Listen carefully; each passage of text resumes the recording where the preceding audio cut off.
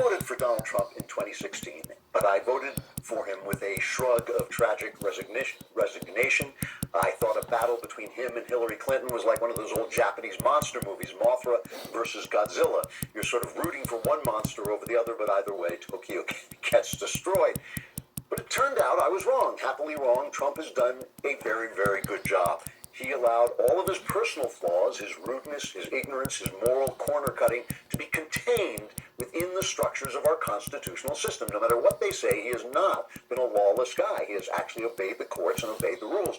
His virtues, his fix-it practicality, his contrarian common sense, his visceral love of America and its freedom, all of his virtues were turned to the tasks of protecting our values and our freedoms, and I think he did a really fine job.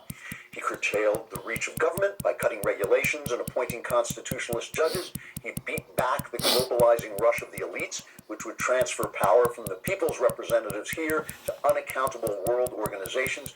He has refused the panicked calls to abandon federalism and create new bureaucratic structures to handle a pandemic better handled by each state. He has defended the rights to speak, the right to worship, the right to bear arms. He has returned sanity to our foreign policy.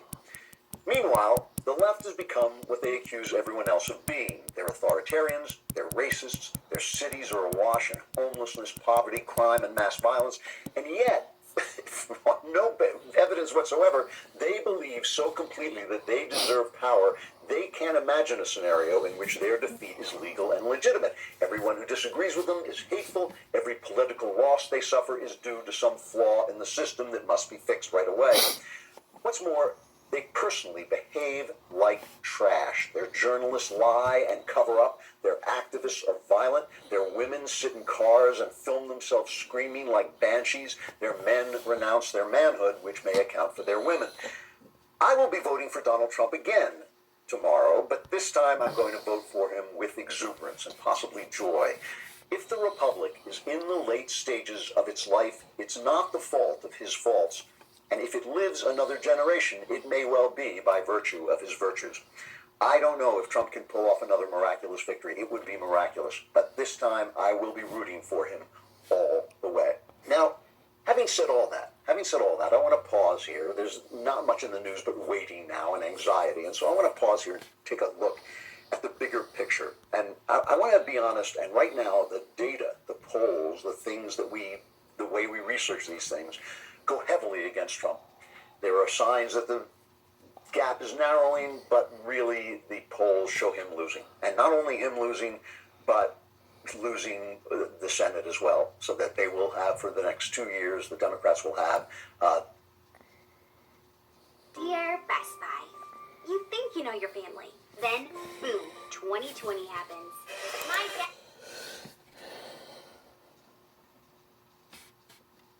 control of the government, which could be a really bad thing. Henry Olsen, the guy you guys hate, but I bring him on because I feel like he's a very sober, honest reader of polls. He writes, former Vice President Joe Biden will win comfortably unless we experience the greatest polling failure in modern history. And I want to address that for a minute.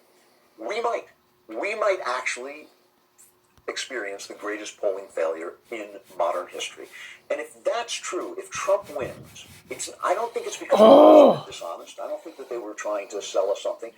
I think it's because the pollsters have no idea what's going on and no way to measure it. Remember, polling was never a science. It's never been a science. It's always been a kind of like attempt to sort of get the feel of the land.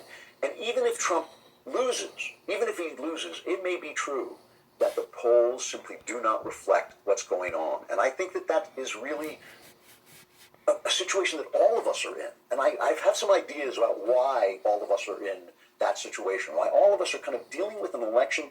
You know, you like Trump, you hate Trump, you like Biden, you hate Biden, and all those things. But really, we're dealing with something so much deeper than that, and we're not talking about it at all. You and I have been talking about it. I've been talking about it.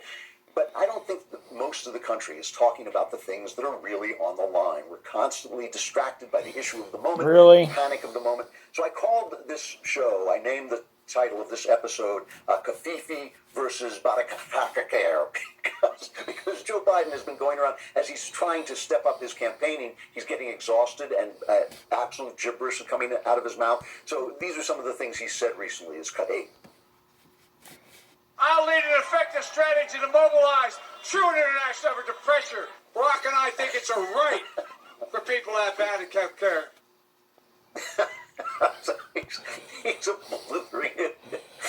The guy is just a blithering idiot. And Trump, you all remember, we all remember Kafifi, Trump tweeting Kafifi in one of his tweets, and all